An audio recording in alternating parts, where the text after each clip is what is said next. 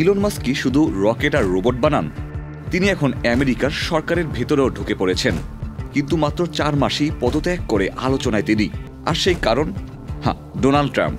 ট্রাম্পের এক বিশাল বাজেট বিলকে কেন্দ্র করে শুরু হয় যুক্তরাষ্ট্রের রাজনৈতিক ভূমিকম্প, যার কেন্দ্রবিন্দুতে ছিলেন খোদ ইলন মাস্ক। 2025 সালে আমেরিকার ডিপার্টমেন্ট অব গভর্নমেন্ট এফিসিয়েন্সি এর প্রধান করা হয় ইলন মাস্ককে।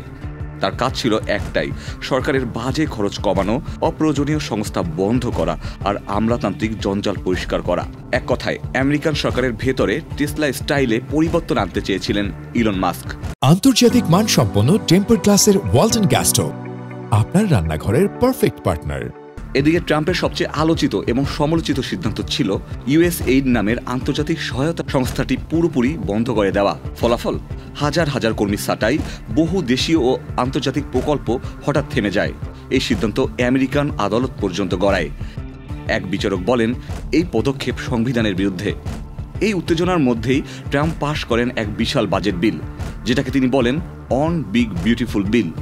এই বিলে আরও বেশি খরচ, আরও বড় ঘাটতি, আরও বিস্তৃত সরকারি ব্যয়।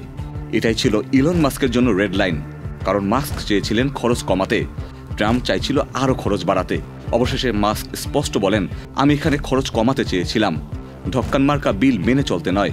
কয়েকদিন পর তিনি পদত্যাগ করেন।